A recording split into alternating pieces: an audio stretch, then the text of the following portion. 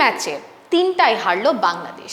দর্শকরা কেমনভাবে নিচ্ছে এই হোয়াইট ওয়াশ? সিরিজ হারলেও 3 ম্যাচে কেমন ছিল তরুণদের পারফরমেন্স? তরুণদের অভিভাবক রিয়াদেরই বা কি হয়েছে? মাঠে কেন এত মন ভার? সব প্রশ্নের উত্তর নিয়েই আজকের 5 for 15 প্রেজেন্টিং বাই আকাশ। আপনাদের সাথে আছি অন্তরা শারমিন। টি-20 সিরিজে শেষ ম্যাচেও হেরেছে বাংলাদেশ, তবে রবিবার অন্তত প্রতিযোগিতা করতে পেরেছিল টাইগাররা। সিরিজ শেষে প্রাপ্তি কি? তরুণদের নিয়ে গড়া দল কতটা মন ভরাতে পারলো? রিপোর্ট করেছেন ফয়সাল হাবিব। নতুন স্কোয়াডে নতুন রূপের বাংলাদেশকে আমার কেমন লাগলো বা আপনাদের কেমন লাগলো সেটা যদি আমি বলতে চাই, সবার আগে আসে আফিফ হোসেনের কথা। আফিফ হোসেন এই সিরিজে প্রত্যেকটা ম্যাচে উপরে ব্যাট করেছেন, 4 নম্বরে ব্যাট করেছেন এবং সব ম্যাচেই তিনি শুরু পেয়েছেন। একটা ম্যাচে 30 করেছেন, 2টা ম্যাচে 20-এর ঘরে আউট হয়েছেন। আমরা কিন্তু এর আগেও বারবার করে বলেছি যে আফিফের মধ্যে সেই পোটেনশিয়ালটা আছে, আফিফ ভালো করতে পারে। সে ভালো যে আফিফ করতে পারে সেটা কিন্তু সে এবার আবার প্রমাণ করলো। কারণ যেমনটা বলছিলাম, আফিফ যখন পেছনে ব্যাট করে, আফিফ যখন লোয়ার মিডল অর্ডারে ব্যাট করে, আমরা বিশ্বকাপে দেখেছি সে খুব বেশি বল সময় পায় না, বা যখনই সে মাঠে নামে তখন খুব বেশি বল থাকে না। এ কারণে শুরুতেই বড় শট খেলতে গিয়ে সে প্লটটা হারায়, সে আউট হয়ে ফিরে যায়। কিন্তু এখন যখন 4 নম্বরে আফিফ ব্যাট করতে আসলো, তার যখন ইনিংসটা বিল্ড করার সময় ছিল, তখন কিন্তু সে ইনিংস বিল্ড করেছে। হ্যাঁ, 3 ইনিংসের মধ্যে কোনো ইনিংসে আফিফ বড় করতে পারেনি, কিন্তু আফিফ শুরুটা করেছিল। আফিফকে দেখে মনে হয়েছে যে সে পারবে বা তার বড় রান করার সামর্থ্য রয়েছে। সো আফিফ আমাদের অবশ্যই একটা প্লাস পয়েন্ট। 2 নম্বরে আমি যদি বলি নাজমুল হোসেন শান্তর কথা, শান্ত কিন্তু অনেক দিন পরে জাতীয় দলে ব্যাক করলো রঙিন পোশাকে। তো শান্ত রঙিন পোশাকের 3 ম্যাচ খেলেছে, 2টাতে 10-এর নিচে আউট হয়েছে, একটাতে সম্ভবত 40 রান করেছে। আমি শান্তর ক্ষেত্রে এমনটাই বলবো যে শান্ত কিন্তু এই সিরিজে পোটেনশিয়াল দেখিয়েছে যে না, রঙিন পোশাকে সে আসলে ফুরিয়ে যায়নি। ফুরিয়ে যাওয়ার প্রশ্নই আসলে ওঠা উচিত না, কারণ শান্তর বয়সই বা কত। কিন্তু রঙিন পোশাকে যে সে বাংলাদেশ দলে বড় কাণ্ডারি হতে পারে তার প্রমাণ কিন্তু এই সিরিজে দিয়েছে।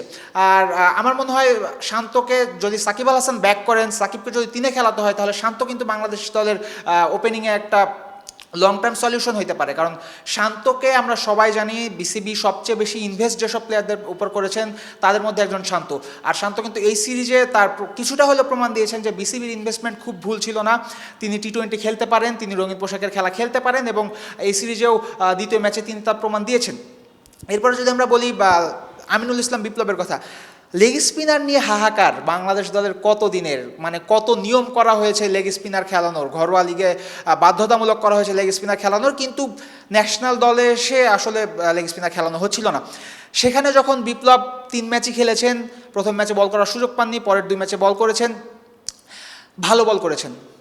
বিপ্লব মাঝে মধ্যে 2-একটা লুজ বল দিয়েছেন, কিন্তু লেগ স্পিনাররা লুজ বল মাঝে মধ্যে দেয়, এটা আসলে সব লেগ স্পিনারই দেয়, সব দেশের সব লেগ স্পিনারই দেয়। বিপ্লবের ক্ষেত্রেও তেমনটা ছিল, কিন্তু বিপ্লব সাহস নিয়ে বল করেছে, সে বলে ফ্লাইট দিতে ভুল করেনি, লুপ দিতে ভুল করেনি, এবং সে কিন্তু উইকেটও পেয়েছে। দ্বিতীয় ম্যাচে তার বলে ক্যাচ মিস হয়েছিল, আজকে ক্যাচ মিস হয়নি, কিন্তু উইকেট পেয়েছে। তো আফিফ আমরা ভালো পেয়েছি এই সিরিজ থেকে, শান্ত ভালো পেয়েছি, বিপ্লব ভালো ব্যাক করেছে।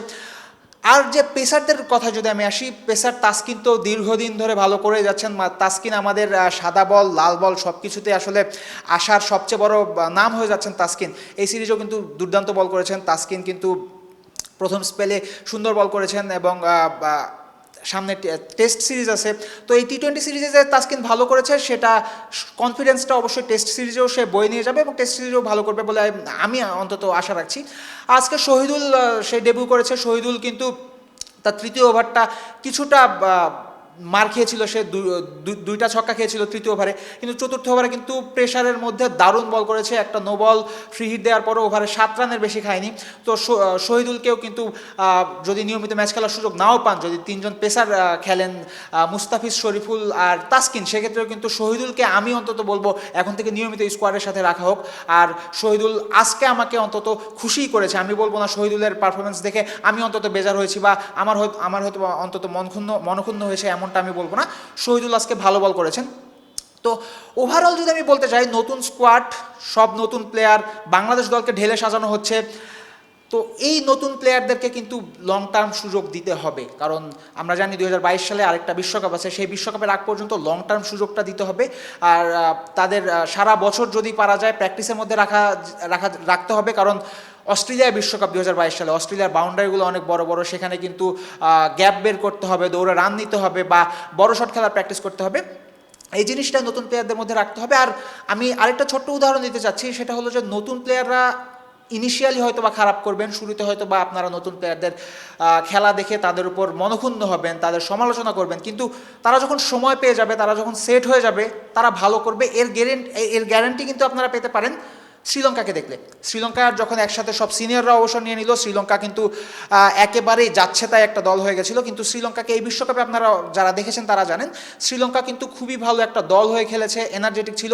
আমার বিশ্বাস বাংলাদেশের এই তরুণদেরও যদি এমনভাবে খেলানো হয়, এমনভাবে সময় দেওয়া হয়, তাহলে তারাও একটা এনার্জেটিক একটা দল হয়ে যাবে। তখন আসলে পাকিস্তান, অস্ট্রেলিয়া, ভারত, ছোট বড় দল এসব খুব একটা মাথায় আসবে না। বাংলাদেশ যার বিরুদ্ধে খেলতে নামবে, যে তার লক্ষ্য নিয়ে খেলবে। আরেকটা ছোট্ট বিষয় আমি যেটা বলতে চাচ্ছি সেটা হলো যে আজকে শামীম হোসেন পাটোয়ারিকে ওয়ান ডাউন নামানো হয়েছিল। আমি জানি না এটা আগের প্ল্যান ছিল কিনা বা শামীমকে নতুন বলে খেলানো হয়েছিল কিনা, কিন্তু শামীমকে যদি ওয়ান ডাউনে খেলানোই হয়, সেক্ষেত্রে শামীমকে ওপেনিংয়ে কেন নয়? কারণ আমরা জানি ওয়ান ডাউন আজকে দ্বিতীয় ওভারে শামীম উইকেটে এসেছিল, তো বল তুলনামূলক নতুনই ছিল।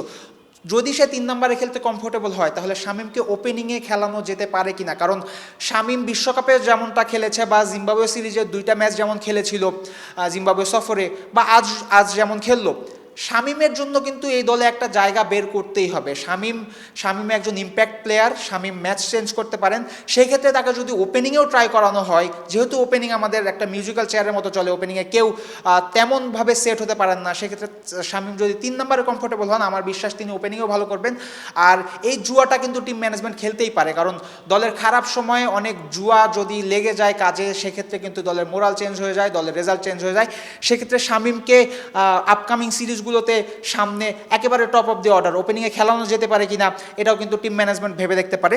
ওভারঅল যদি আমি আজকে ম্যাচের কথা বলি, পুরো সিরিজের কথা বলি, আজকের ম্যাচ 3 ম্যাচের মধ্যে সেরা ছিল। কারণ আজকের ম্যাচে নেভার সে ডাই অ্যাটিটিউডটা ছিল প্লেয়ারদের মধ্যেও, তারা হারার আগে হারেনি।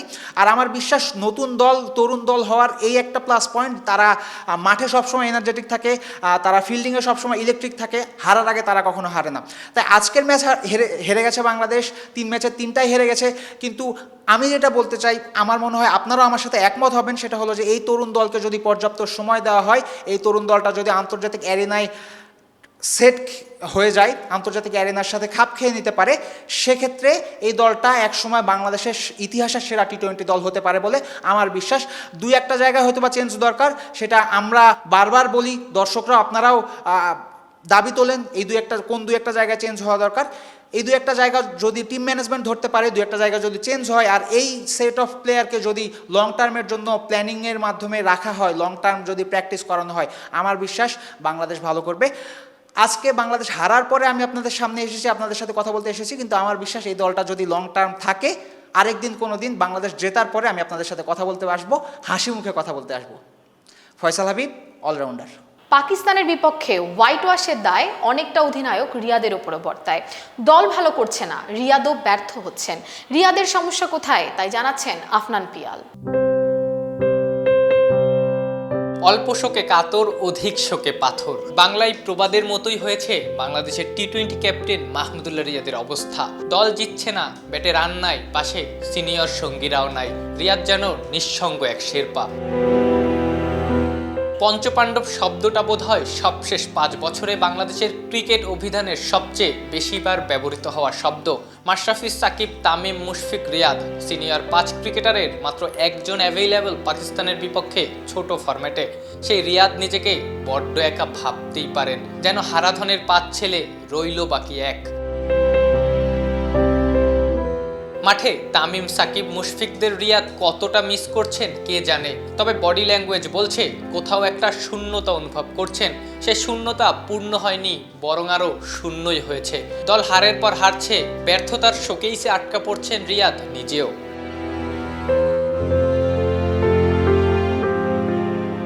অধিনায়ক রিয়াদ সবশেষ 8 ম্যাচে জয়হীন। টি-20 বিশ্বকাপে সুপার 12-এর 5 হারের পর হোম সয়েলে পাকিস্তানের বিপক্ষে হোয়াইট ওয়াশ।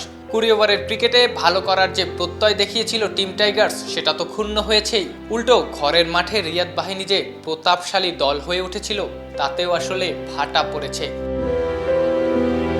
দলের ভালো করার পেছনে থাকে নেতৃত্ব গুণ। হরহামেশাই শোনা যায় দলকে জেতাতে ক্যাপ্টেনকে ভালো করতে হয়, অবদান রাখতে হয়, অর্থাৎ সহজ ভাষায় captain leading from the front.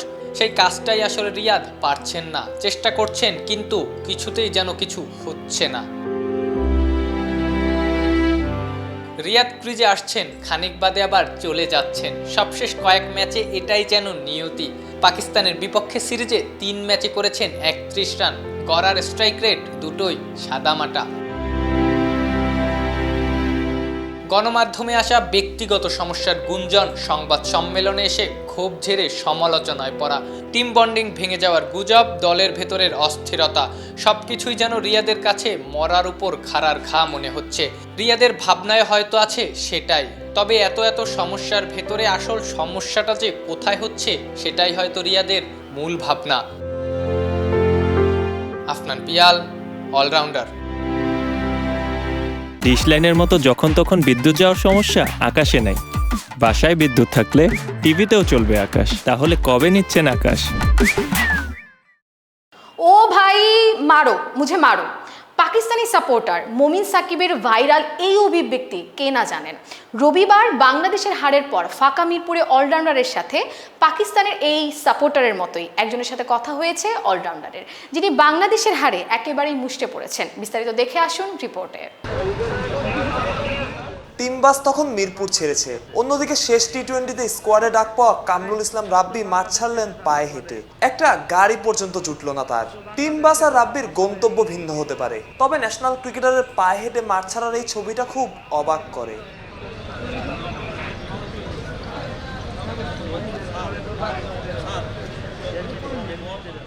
রাব্বির বিষণ্ণ হেঁটে চলার মতোই আরেকটি বিষণ্ণ সন্ধ্যা দেখেছে মিরপুর। আরেকটি হারের গ্লানি নিয়ে বাড়ি ফিরেছেন ভক্ত সমর্থকেরা। তাদের চোখে মুখে হতাশার ছাপ। হবেই বা না কেন, যেই মাঠে আরো 6 বছর আগে সীমিত ওভারের 2 সিরিজে পাকিস্তানকে পাত্তাই দেয়নি টাইগাররা, সেই মাঠে হোয়াইট ওয়াশ হতে হলো বাংলাদেশ দলকে।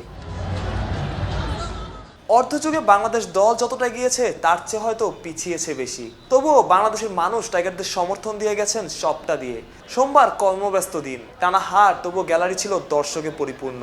খেলা দেখে ওই মাঠ ভর্তি দর্শক শেরি বাংলা ছেড়েছে বুক ভর্তি হতাশা নিয়ে।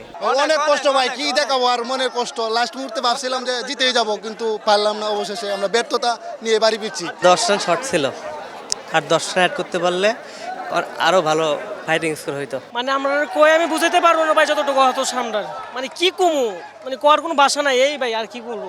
শুধু বাংলাদেশি না, ভারত থেকে আসা এক সমর্থক হতাশ বাংলাদেশের পারফরমেন্সে। भाई मैं दिल्ली से आऊँ यार, मैं बांग्लादेश का बहुत बड़ा फैन हूँ, लेकिन बांग्लादेश हार गए, बहुत दुख लगा ब्रो। सब लोग मेरे को मारो मारो। এই সিরিজে বাংলাদেশ দল চেয়েছিল নতুনদের বাজিয়ে দেখতে। টিম ম্যানেজমেন্ট ছিল পাওয়ার হিটারের খোঁজে।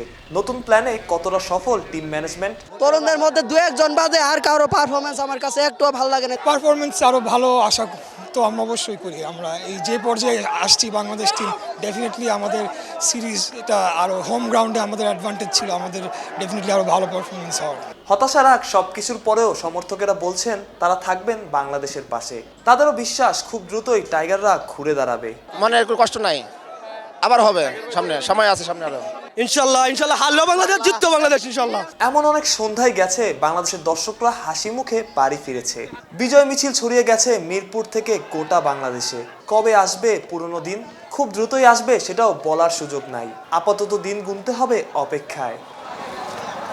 মারুষ প্রত্যয়, অলরাউন্ডার। আপনি কি অ্যাকাউন্ট ব্যালেন্স চেক করতে চান, নাকি ফোন টপ আপের কথা ভাবছেন? লোন অথবা ক্রেডিট কার্ড লাগবে? যে কোনো সময় আমাকে জাস্ট একটা মেসেজ পাঠান আপনার ভাষায়। হাই দিয়ে পেতে পারেন লেটেস্ট সব ব্যাংকিং সার্ভিস, কারণ আপনি সাধারণের চেয়েও অনেক বেশি কিছু ডিজার্ভ করেন। প্রাইম অ্যাসিস্ট, আপনার পার্সোনাল ব্যাংকার। সাদা বলের পর 26 নভেম্বর থেকে এবার সাদা পোশাকে সিরিজ শুরু চট্টগ্রামে। টেস্টে বাংলাদেশের বরাবরের হতাশা পেস বোলিং এবারও চিন্তার বিষয়। কিন্তু টেস্ট সিরিজের আগে জাতীয় লিগের খেলা পেসারদের ধার বাড়িয়েছে, আর টাইগারদের আশা বাড়াচ্ছে সিলেটের পেসাররা। বিস্তারিত জানাচ্ছেন ফয়সাল হাবিব। বাংলাদেশ টিম ম্যানেজমেন্ট নাকি কখনো টেস্ট ক্রিকেটকে সর্বোচ্চ গুরুত্ব দেয় না। টেস্ট ক্রিকেট এদেশে কতটা গুরুত্ব পায় তা প্রশ্ন সাপেক্ষ ব্যাপার। তবে যারা শুধুমাত্র টেস্ট ম্যাচ খেলেন তাদের তো নিজেদের খেলা কিংবা ফিটনেস নিয়ে সতর্ক থাকতেই হয়। আর লাল বল স্পেশালিস্টদের একজন আবু জায়েদ রাহিও তার বিপরীত নয়। মিরপুরে পাকিস্তানের বিরুদ্ধে টি-20 সিরিজ শুরু হওয়ারও আগে থেকে লাল বলের প্র্যাকটিস করছেন এই পেসার। খেলেছেন জাতীয় লিগের ম্যাচও। আবু জায়েদ রাহি বাংলাদেশের টেস্ট বোলিং লাইন আপের অবিচ্ছেদ্য অংশগুলোর একটা। পাকিস্তানের বিরুদ্ধে সিরিজে তিনি স্কোয়াডের সবচেয়ে অভিজ্ঞ পেসার। তাই টেস্ট সিরিজ শুরু হওয়ার আগে ম্যাচ প্র্যাকটিসের জন্য সিলেট বিভাগীয় দলের হয়ে জাতীয় লিগেও ম্যাচ খেলেছেন রাহি। জাতীয় লিগের পঞ্চম রাউন্ডের আগে মিরপুরের ক্রিকেট একাডেমিতে তাই সিলেটের জার্সি পরে অনুশীলনে ব্যস্ত ছিলেন রাহি। অনুশীলন পর্যবেক্ষণ করে রাহিকে বেশ ছন্দেই মনে হয়েছে। সুইংয়ে বেশ অ্যাকুরেটও লেগেছে এই ডানহাতি পেসারকে। জাতীয় দলে 12 ম্যাচে 30 উইকেট নেওয়া রাহিকে নিয়ে তাই এবার বেশ আশাবাদী হওয়াই যাচ্ছে। এই পেসার নিজেও চাইবেন নিজের আন্তর্জাতিক পরিসংখ্যানটাকে পাকিস্তানের বিরুদ্ধে সিরিজে আরেকটু ভালো বানিয়ে নিতে। জাতীয় দল আর সিলেট দলের রাহির সতীর্থ আরেক পেসার এবাদত হোসেন চৌধুরী। দীর্ঘাদেহী এই পেসারের জাতীয় দলের জার্সি গায়ে পরিসংখ্যান অবশ্য খুব সুখকর নয়। 8 ম্যাচে মাত্র 8টা উইকেট পেয়েছেন এবাদত। কিন্তু এরপরও এবাদতের উপর কেন এত ভরসা টিম ম্যানেজমেন্টের, তার উত্তর একাডেমি মাঠে। একাডেমি মাঠের সেন্টার উইকেটে নিজের সবচেয়ে শক্তির জায়গা পেস দিয়ে বল করে গেছেন এবাদত। আর লাইন লেন্থেও করেছেন অনেক উন্নতি। ম্যানেজমেন্ট থেকে সমর্থক সবারই স্বস্তির জায়গা ওই উন্নতিটাই। সিলেট বিভাগীয় দলের তৃতীয় পেসার খালেদ আহমেদ।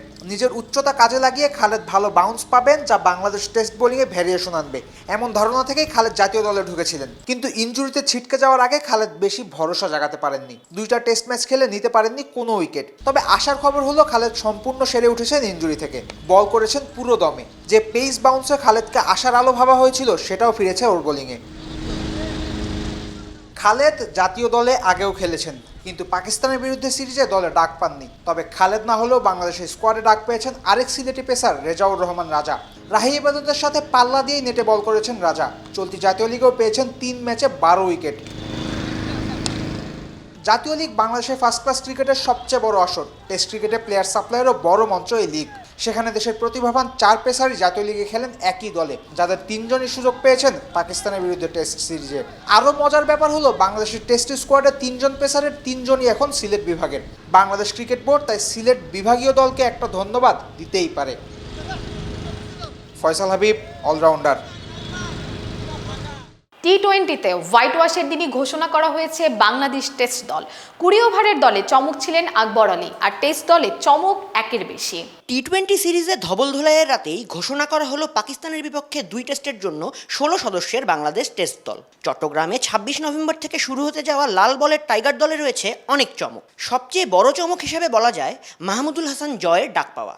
অনূর্ধ্ব 19 বিশ্বকাপ সেমিফাইনালে সেঞ্চুরি করে ম্যাচ জেতানো সেই কিশোর জয় সম্প্রতি জাতীয় লিগে দারুণ পারফর্ম করেছেন। 3 ম্যাচে 5 ইনিংসে 52 গড়ে করেছেন 262 রান। রয়েছে পরপর 2 ম্যাচে সেঞ্চুরি। দলে আরেক চমক পেসার রেজাউর রহমান রাজা। ডানহাতি এই পেসার জাতীয় লিগে 3 ম্যাচে নিয়েছেন 12 উইকেট। তবে একদিকে যেমন নবীন রাজা দলে এসেছেন, অন্যদিকে তাসকিন শরীফুলদের মতো নিয়মিত পেসারদের দলেই রাখা হয়নি ইনজুরির কারণে। দলের 16তম সদস্য হিসাবে আছেন সাকিব আল হাসানও। টেস্ট সিরিজ খেলার উদ্দেশ্যে যুক্তরাষ্ট্র থেকে উড়ে এসেছেন বিশ্বসেরা অলরাউন্ডার। তবে তার খেলা নির্ভর করছে সময় মতো চোট কাটিয়ে ফিরে আসার উপর। আকাশ প্রেজেন্স 5 for 15 আজকের মতো এ পর্যন্তই। অলরাউন্ডারের সাথেই থাকুন, হয়ে উঠুন অলরাউন্ডার।